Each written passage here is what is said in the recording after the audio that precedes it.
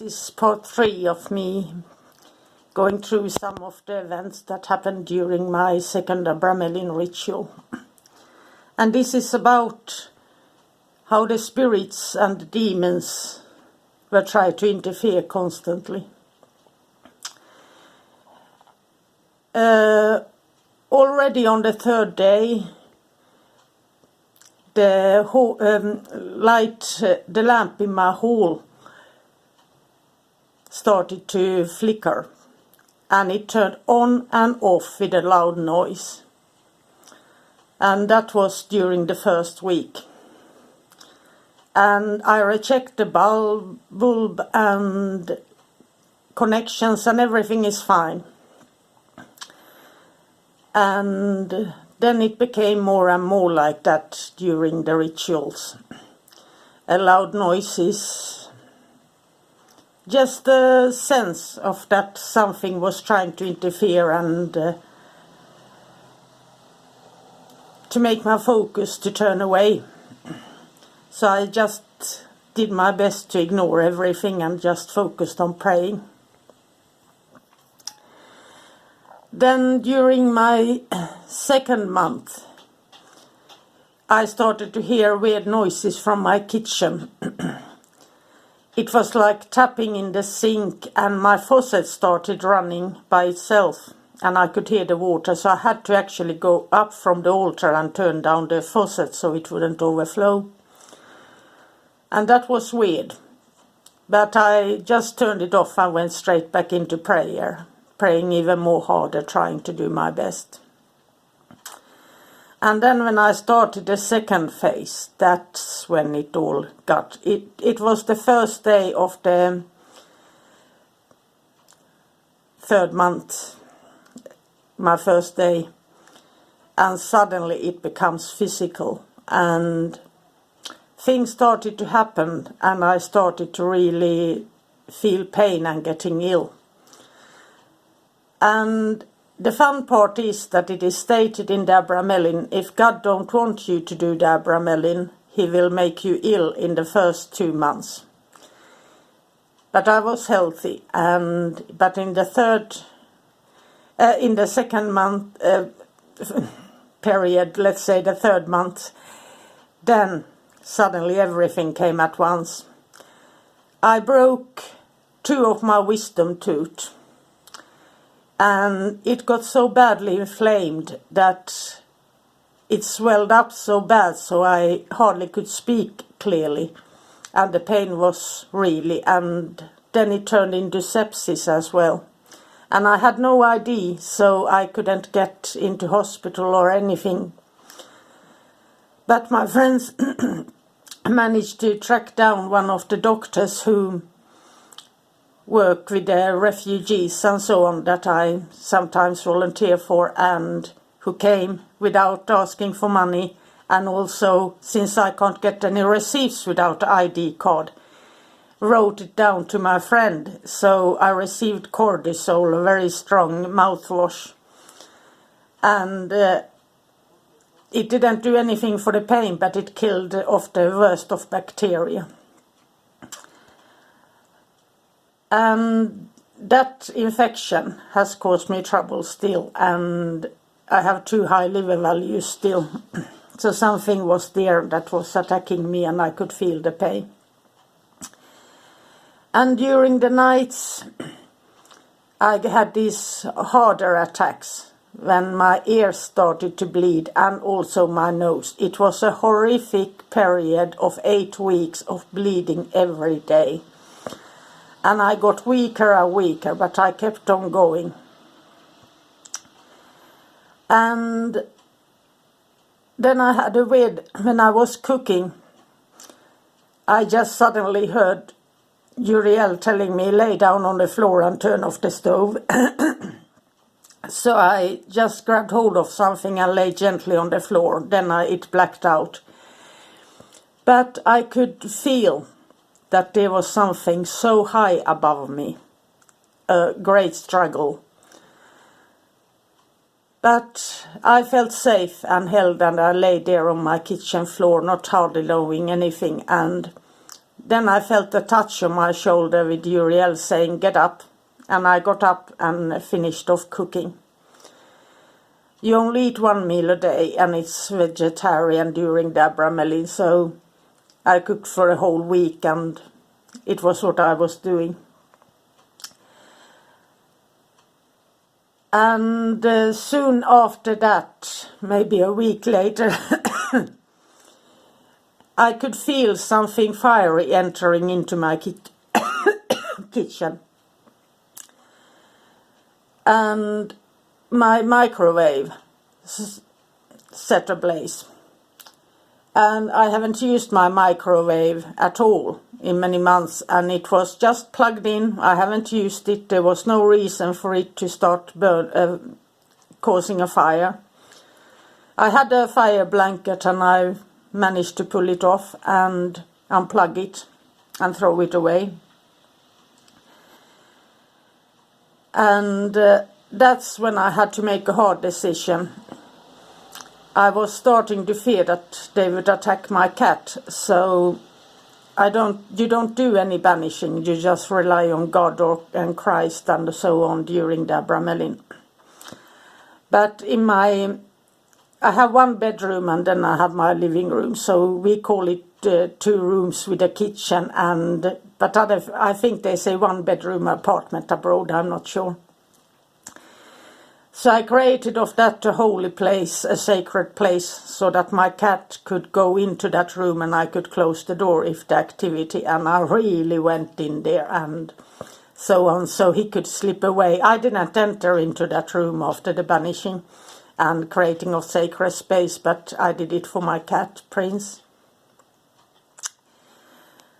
And but I got okay from that. I prayed before I did it, and I felt that this is okay to do. It wasn't like me trying to do the breeding techniques when I got a firm no, not this time.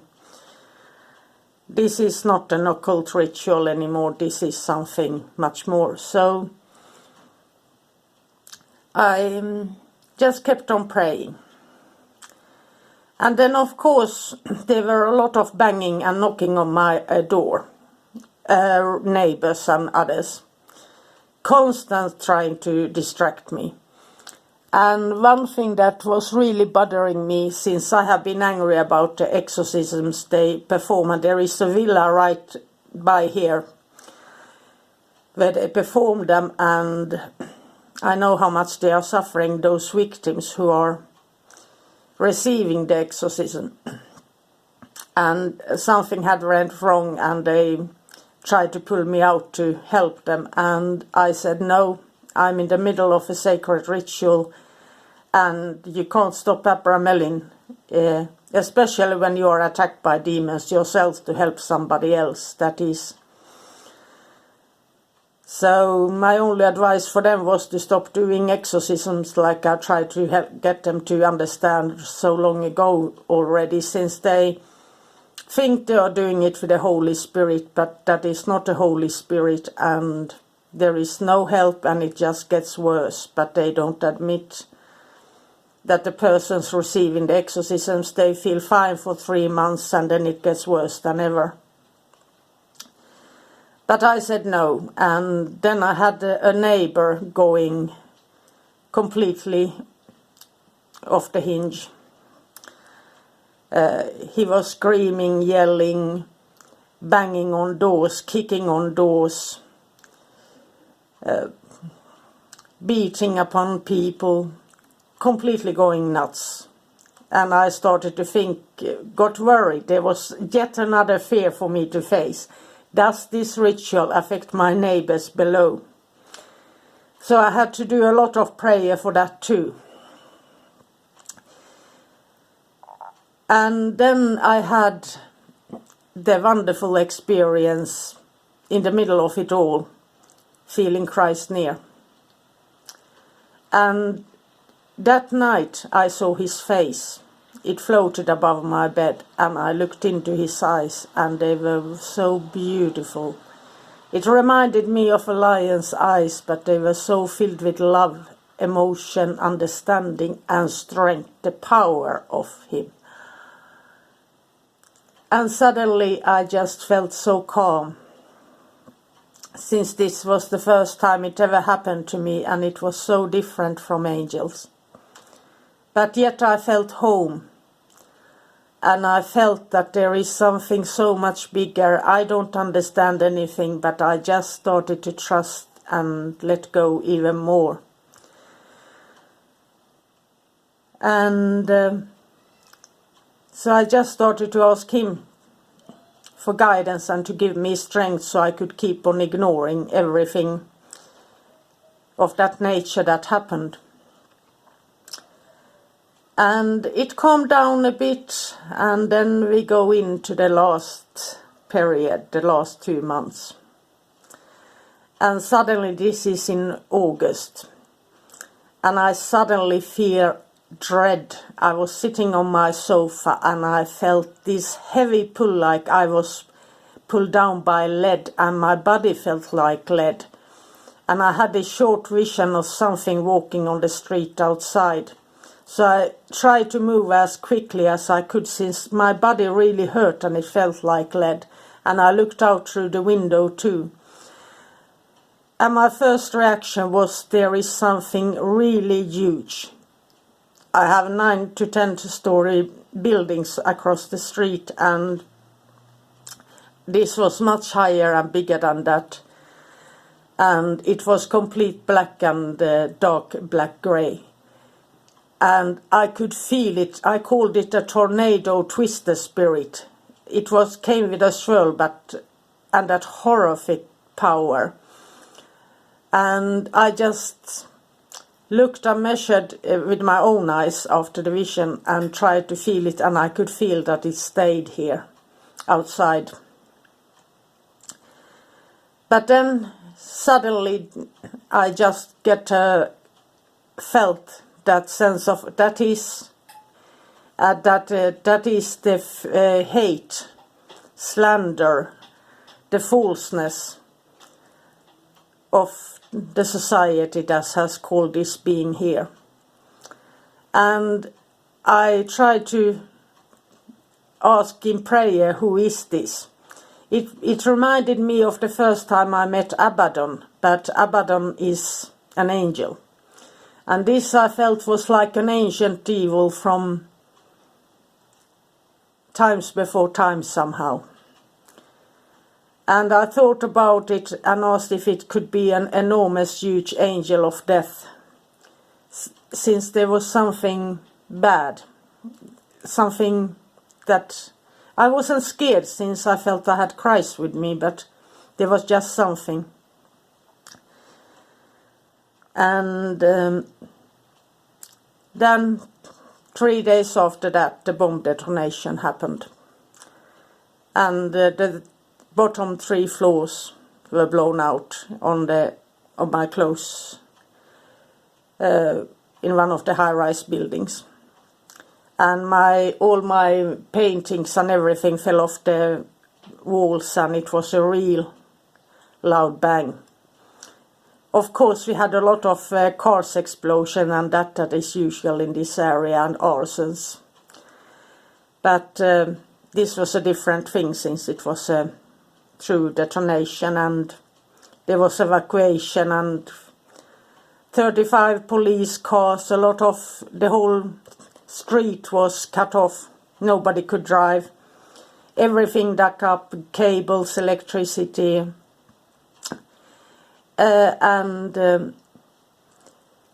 So I felt that was a foreboding, but this time by such a powerful Great Spirit. And he's still around, so I know that something is going on. But I keep on praying. I just know that he's there, and I don't think about it or him or what it is anymore. I just understand that this is part of my learning something new.